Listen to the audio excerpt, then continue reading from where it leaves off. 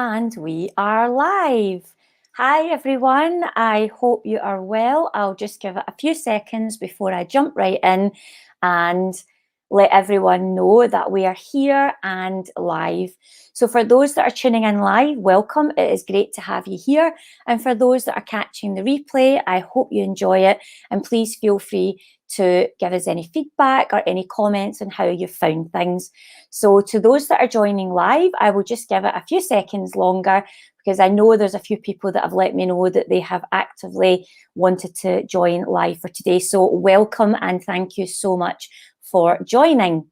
So what's the purpose of today's call? Well, I am going to be here with the awesome Matt Williams, who is a mental health advocate for men, and he is an author, he is a coach, and he is a public speaker.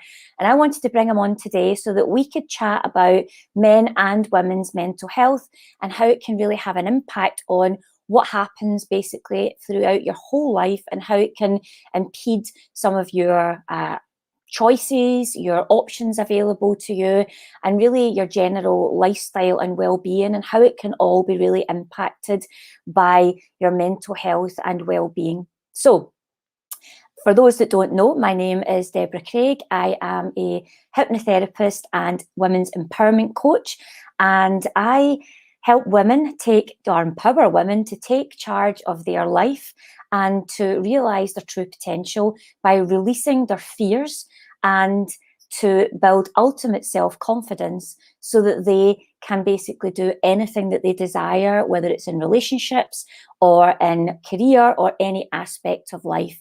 So without further ado, I will invite in Matt to the conversation with us.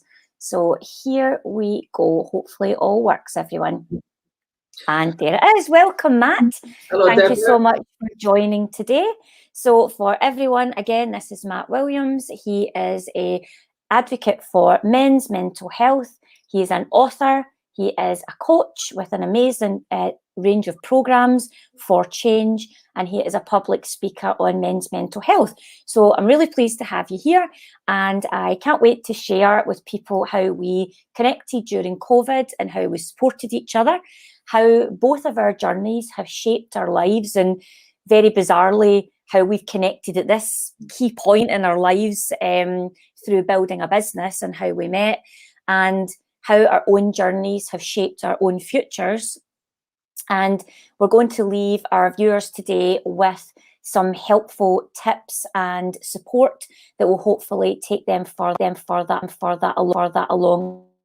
I won't keep us any longer in suspense. If you want to take the reins now, Matt, I'll be happy for you to introduce yourself, and please tell us a little bit about what you do and a little bit about your business. Well, thank you. Well, first of all, thank you for inviting me to chat this morning, and thanks to any and all watchers and listeners. So yeah, like you said, we connected, like I said, through lockdown on it was a webinar series, wasn't it? Yes, it was. In terms of both being a point where, I mean, I was at the start really of going looking to go out on my own into business. I was working full time at that point, but right.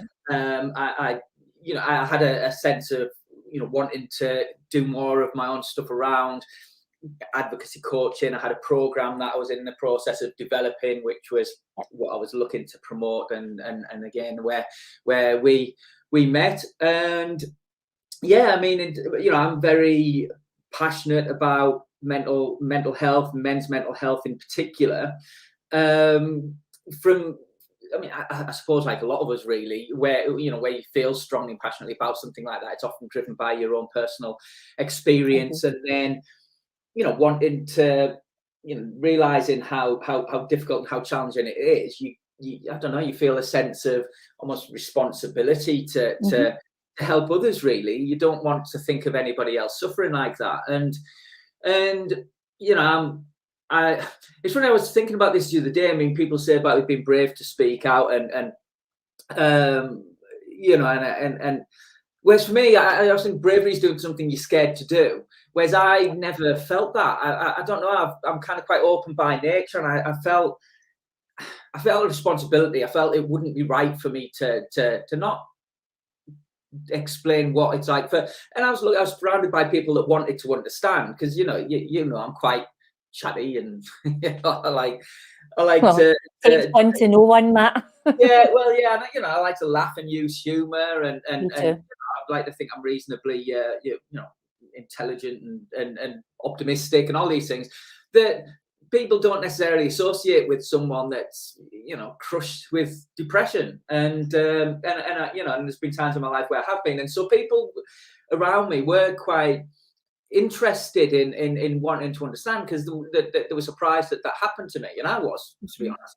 And so yeah, and I wanted to help people to understand, and that's through putting myself out there, that's kind of mhm, grown and grown, really. And it's and it's very rewarding to know that I know how much of a difference it can make. It's that feeling seen, heard, when you're going through something that you feel you're kind of on your own, and it's very mhm, confusing and painful and all of these things that, uh, you know, seeing, hearing other people's experience that been there and got through it mhm. is a very powerful thing, and can give hope when it's needed most, really.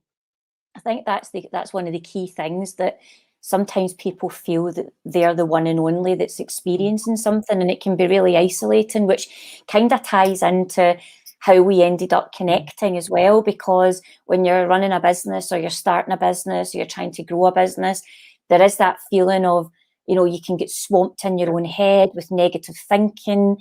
You feel that you're on your own, you're isolated, and it could easily drive you down a place where it could challenge your mental health, because you get caught in your negative, as I said, your negative thoughts. You can feel quite low, disengaged. And when you're on your own running a business, and in COVID, where we couldn't actually go out and meet people, I was so grateful that we happened to connect Yeah, through that webinar series that we'd both joined. In fact, the reason that I remember why exactly we connected, and I always think it's really funny, because anyone that's watching that knows me and knows how much of a friend's nut I am, I remember messaging you saying that your change program was the word change, but in between it was written in the same kind of font as Friends, and it had the coloured dots, and instantly that was the connection for me. And a message saying, "Oh, there's a little ode to Friends there." And that was how it began. And it was just so simple, but yet it's so weird how we just yeah, connected like that. And as I said, I'm so grateful, because when you're running a business and you're on your own, it's isolating. So to have somebody there, and that you can just offload a little bit, but more yeah, importantly, inspire and motivate each other. So yeah, when one's feeling down, we kind of were able to pull the other up, points each other in the right direction. And I think, look how far we've come now that we're doing this kind of conversation yeah, together, which is pretty amazing. But I would love, if you're comfortable with it, Matt, only share what you're comfortable with, maybe sharing with the viewers a little bit about your own sort of backstory. And because mental health can impact you anytime in your life, yeah, and for very different reasons. So if you're comfortable sharing a little bit about yeah, it, then please do. yeah, absolutely. And it, I suppose I like to start by saying that I mean, it's funny how life works works. And I always joke, I would never have said, as a kid, what do you want to do? Oh, I'd love to talk about when I was depressed. It's like, but life happens, and all of these things you can. For me, and that was those experiences have been such a defining part of my life, in terms of teaching me about myself, about life, about what I want, about what's good for me, what isn't, all of these kind of things. So, but, and I always say, it's part of my story that I'd never want to, I'd never take away from my backstory, but I wouldn't like to live it again. If I could have Yeah. got the lessons the other way, I would have preferred Yep. that. But, that was what life gave to me. And it wasn't, see, I grew up, one of the things that was difficult for me was that, I didn't have any real major trauma in my life. I didn't have, like I say, I mean, I was good friends, good family. I was good at sport. I was reasonably good academically. I was in a career doing something I loved. So, and I was always grateful for what I had as well. I wasn't someone that was, always striving for the next thing and never satisfied. So a lot of the things I suppose people associate with leading to mental health problems, I didn't have, which made it very difficult in a way because, well, why am I like this? Why is this happening to me? Particularly the first time it happened. So I've had 3 major bouts of depression. I'll say I don't consider myself someone that lives with depression in the same way. If I've had flu, I don't live with flu. I'm just aware that it's something that you've experienced. Can affect you. So you have to keep yourself mentally healthy, to avoid going there, really.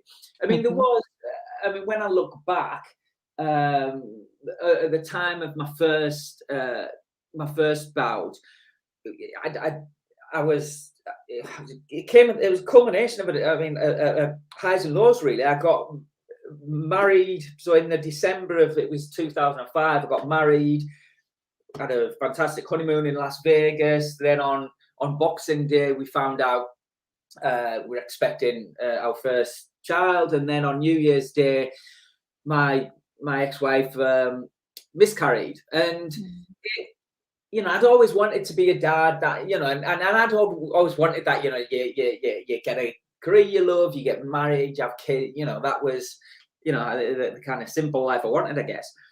And I just, I didn't, it was weird. I just went numb, really. It wasn't like I was in bits, or I just went numb. And it just didn't seem to shift, really. And so I think that was a trigger looking back, but it wasn't a trigger in the sense that I started thinking, oh, I'll never have kids, or, you know what I mean? It wasn't. And I make this comment, with depression and trying to help people understand, it's not what you think. I think people often think it's there, you're just thinking, oh, this is crap and things.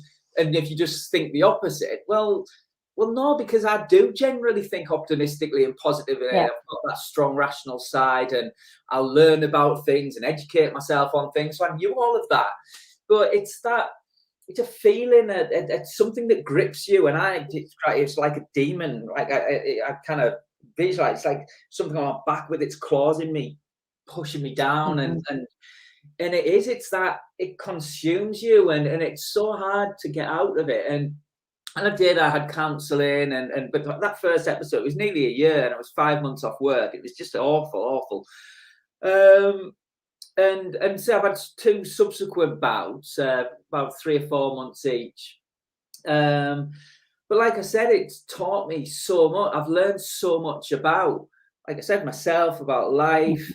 And ultimately it's led me to do what you're doing now. And one of the biggest things, and I think we live in a world now where there's a lot of comparison. We see everyone else's life all the time, the highlights of people's lives. And that's the time we live in. But there's a lot of comparison, and I realized one of the things that not necessarily related to social media, but one of the things I was conscious of, and I look back over my life, the feeling the need to live up to expectations, real or perceived, but in my mind, never real level of expectation has always been a feature of who I am, really. And I don't really have that anymore. And I put that down to my experiences of depression, because when you're at your lowest, and it's a horribly lonely, isolating, you're not playing, I mean, it's just weird. You look at me now, and I literally couldn't smile or laugh for months at a time. And I'm quite animated, wave my hands around. All that was gone. I could barely string a sentence together. It was all gone. And so, you can't have fulfilling connections with people. You can still love your family, your kids, your friends, but you're not you, and you can't relate.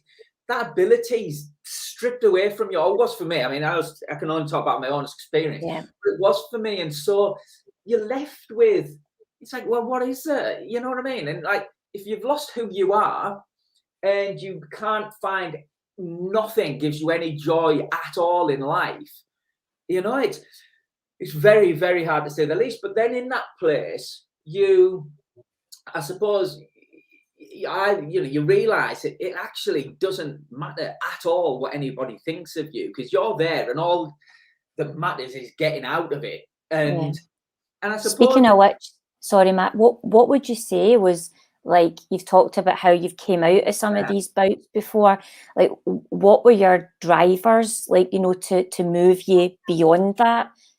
So how did you move yourself past that?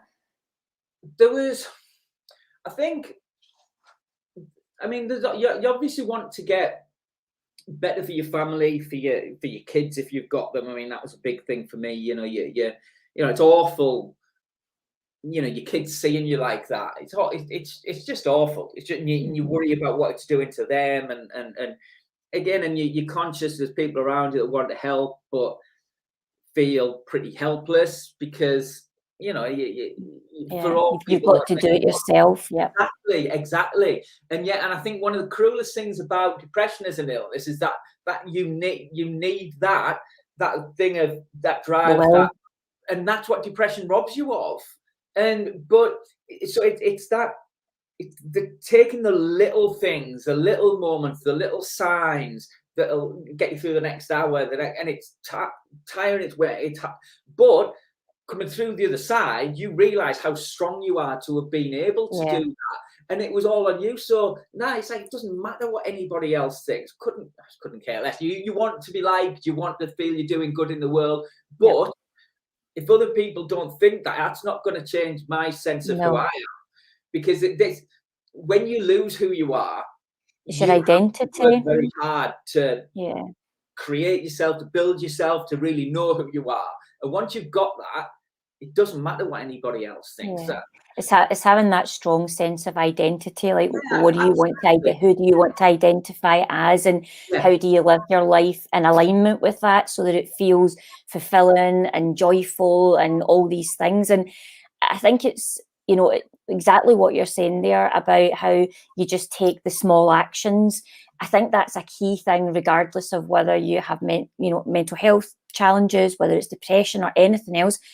It's about those small steps, the little ones that, even although it feels like, really challenging to take that step, because as you say, when you're depressed or if you're anxious or whatever it is, if you're suffering with low self-esteem, all the things that it could be, you don't always want to do the thing that's going to help you. And we know this because I've experienced it myself, as well as have you and many people that I know. But it's about having that one day where you make that one step and say, right, I'm not going to try and think about how to get to 100% wellness. I'm going to think about how, for just this day, I can create a small bit of joy that I can then let roll. And then as I make that a habit, so as I change that one habit to make things better, I can then create something else on top of it. So it's the building, and rather than, I'm at the depths of despair right now, and there's an expectation that in a week's time I'll be cartwheeling about, the living room. It's just, when you think about it like that, I found even with clients of mine, it feels so extreme that they don't get off the starting line. And that's actually one of the things that I recognise with clients of my own, and why I built my own model of transformative hypno coaching, because there's so many women, if I think back even to myself, so where my story's slightly different to yours, Matt, is mine all started in childhood. And I actually put a post out about this just recently, how my own home life was, I don't want to dive too deep into it because I've done a heck of a lot of work on myself, and I'll be happy to share it with anyone on a one-to-one basis, the gritty stuff. But it felt, it was unstable.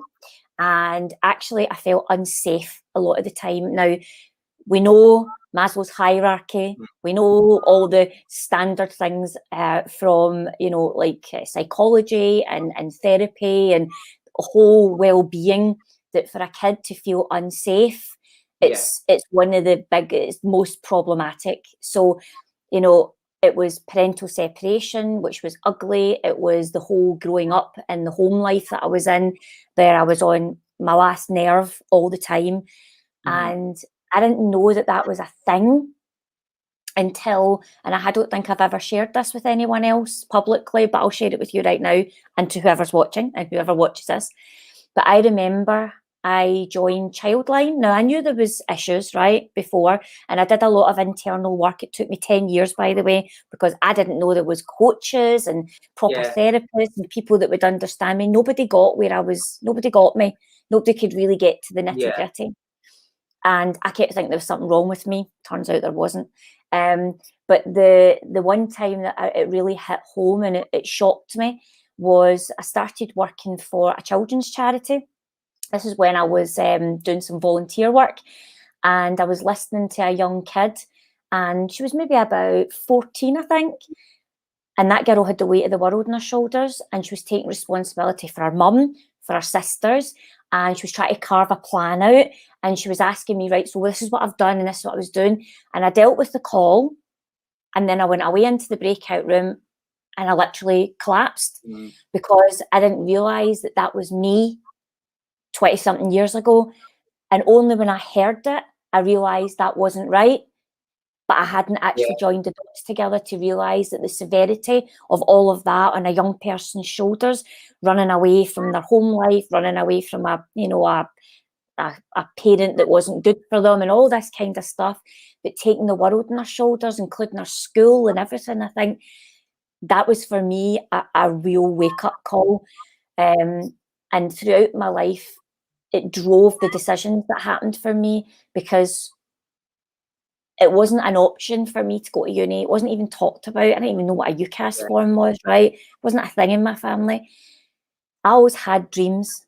At 17, I said I want to be a counsellor or a social worker. Didn't know what they really entailed. I just must have known I wanted to help people. But my life went that way because I was helping support my family, my mum being the backbone of whatever needed to happen. And it created a great life for me. But I always knew I was in somebody else's life. I just knew I was. And I didn't know how to get out of it because I thought this was just the way it was going to be. So I went into the party world. I was trying to block a lot out from, tons of holidays, lots of money, doing all these things, very unfulfilled, until I got to this, for most people that know me, 39. And I went, right, now's the time. And I started my degree. And I started to change and then left corporate and now moved into the business world. But the thing that came out of all of this for me was I realised that there's so many people like me, whether it's your things that have happened to you, Matt, or the life things that happened to me.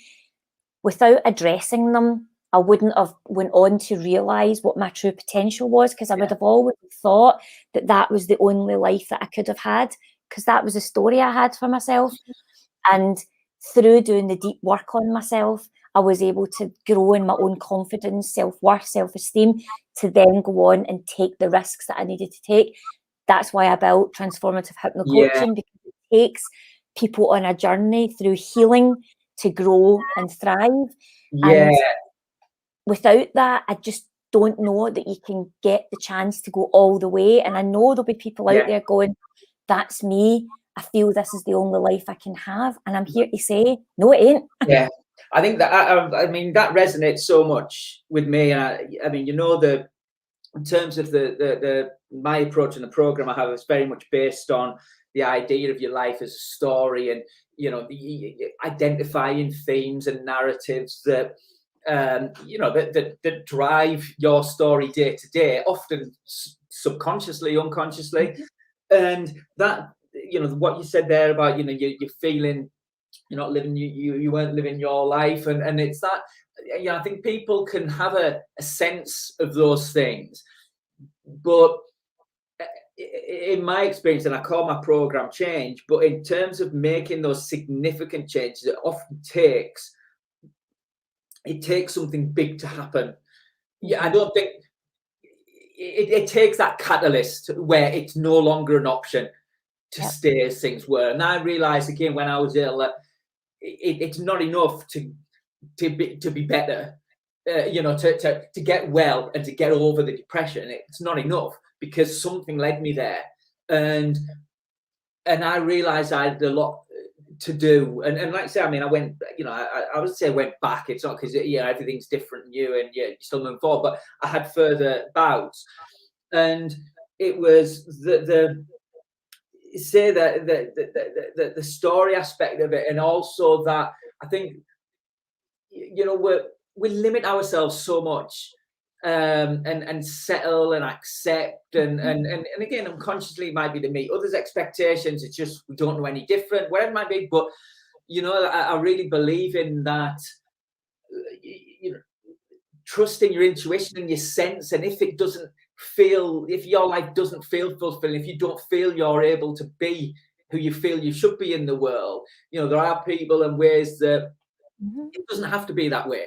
It doesn't. And I suppose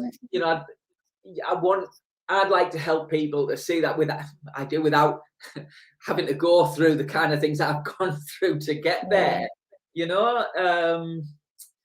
But yeah, and it is that out of the worst things that can happen to you, so much good can come out of them. But I like that your model, the Heal, Grow, Thrive, and this is it for me. It was never enough to get back to how I was before. To get better, it was no. I want to use this as a opportunity to go further forward than I've ever been, not to go back to what I was. I think that's one of the key things, that we can have a coach and go so far but get stuck because we're being held back by old belief systems and old stories, or we can have a therapist and we can do a lot of digging deep and really healing there and bringing ourselves to the present moment, which is exactly where we should be, by the way. There's no other place in the present. However, we want goals, we want aspirations. So what I've done is I've created a model that takes the full journey, because to be able to heal first and then bring yourself to the present, build that solid confidence and belief, you can then start to take the risks, which I, through my own past, became risk averse. So I was frightened to take risks and stand up and be counted and to put my head above the parapet. So I didn't have a lot of trust. I mistrusted a lot in people. It's standard when you've grown up in kind of lifestyle that I've had. I just didn't have a belief in myself that life could be different until I realised that, I think there was one of these, it's a famous quote, or somebody said it, and it's like, you have two lives, and your second life starts when you realise you've only got one. and there was that pivotal moment, and I just was like, whoa, this is it, this is the one. And now I'm starting to live it. Is it easy? Not always. Challenging? Yes. Are some days the days that I want to put my head under the covers? Absolutely. But like you, we step up to the plate, and you said something really powerful earlier. It's my duty to do this. And when I have rough days and I work with a client and I see the transformation, or the message me out of the blue for just no reason to say, wow. And I think, this is why you need to keep going, no matter what happens, because that's the difference that you're helping. It's not from an ego place for me. It's about their gains that drives me forward. So listen, we're just about to wrap up, and I just wanted to make sure that we give an extra tip or a piece of advice or some kind of inspiration before we finish. And over to you, Matt. What would you leave the viewers with? The biggest thing for me, and I think it's a mindset rather than a practical tip, it's more of a mindset thing. And it was something that the most powerful thing possibly that my experience has taught me, that I explained how it stripped me of who I am, I believe. And I thought about that, if my brain, mind is powerful, so powerful that it can turn me into something I don't even recognize and drag me to depths that I wouldn't know existed, there's got to be a flip to that. There's got to be an opposite, that I can go higher and be more than I ever thought I could be. And that, again, just in the ways that if we don't nourish our mind, it can take us down. If we do, it can take. And so that is the biggest thing for me, that the realization that that's That's true. And that your brain is so powerful and you're capable of far more, far more. A lot of us have limiting beliefs. We tell ourselves why we can't do things. We grew up, we have big ambitions. There's usually someone telling us why we can't do it. But we don't have to listen to that. And we can do more than we're capable of. And I think I'd like to be one of the people, and I know you're one, that helps people to think that way. Exactly. And I think you've just hit the nail on the head. I won't bore people with science, but neuroplasticity, that's the word. And it basically is scientifically proven. It's why I use hypnotherapy, because it goes really deep to the subconscious. But what you've said there is, if our brain can take us down one road, then with effort and persistence and consistency, it can take us the other way. But it does take the work to get there. And then one day it becomes your life and your new identity, and it just isn't so hard. And my piece of advice to anyone that's watching is, please, first of all, before you think about chasing the top of the mountain, the big golden dream, whatever it is you think you want, even if you don't know what you want, but you think it feels too far out your reach, start with working on the inside, and you will then be able to create what you want on the outside. When you heal first, you can have anything you want. And I stand by that, because that is how I got to where I am. And I know that is how Matt got to where he is. So awesome chat today, Matt. I'm no doubt we will pick back up again for another chat in a couple of months' time. It's been great having you here. I would like to recommend that you put into the bottom, when I share this on the platforms, that you put at the bottom all your links for your amazing book, for any other speaking gigs that you've got coming up, and for your change program, which is for, I think it's for men and women. It'll be good to share that with everyone. And I'll put all my links at the bottom as well for anyone that's interested in reaching out to us and having a further chat. So without further ado, thank you very much for joining. And we'll bid you all a good morning. Bye-bye. Bye-bye. Thank you very much. Thank you.